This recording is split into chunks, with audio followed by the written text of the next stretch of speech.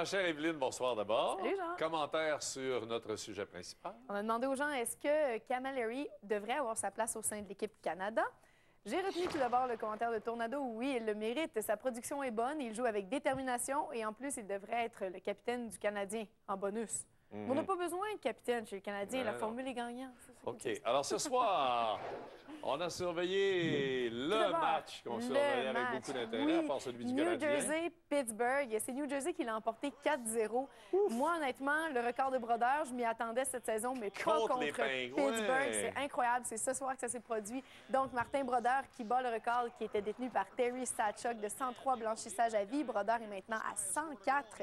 Et bon, alors, dans une victoire de 4-0, Bryce Salvador, Niklas Bergfors, Patrick Elias et Mark Fraser ont marqué. Il y a aussi Zach Parise qui s'en est sorti avec 3 passes.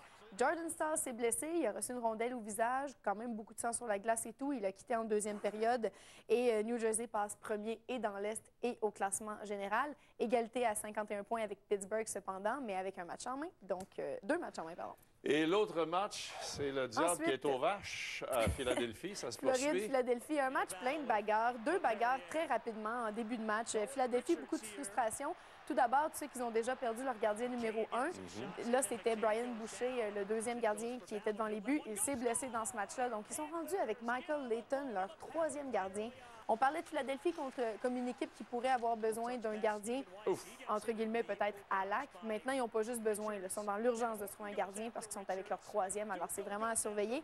Et finalement, dans ce match-là, c'est Floride qui l'a emporté 4-1. Nathan Horton, 2 buts. Stephen Weiss, Michael Frolik ont marqué. Et du côté de Philadelphie, Braden Coburn a marqué. Floride est maintenant 9e, à égalité avec les Rangers qui sont 8e, mais avec un match en main. Ça va sauter la marmite à Philadelphie, c'est sûr et certain. Après la date du 27, là.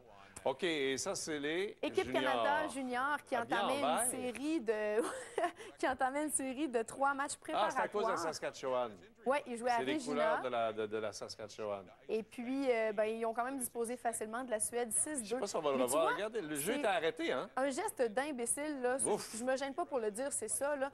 Ben oui, c'est le capitaine en plus. C'était un arrêt de jeu. La rondelle était même pas là. Puis gratuitement, un petit coup de coude au visage en passant. Et puis c'est le capitaine de l'équipe. C'est un match amical, ça, là. Match le tournoi va pas commencer. Match préparatoire. Je dirais pas amical, mais en tout cas, c'est pas un match qui comptait. Donc, vraiment, c'est gratuit.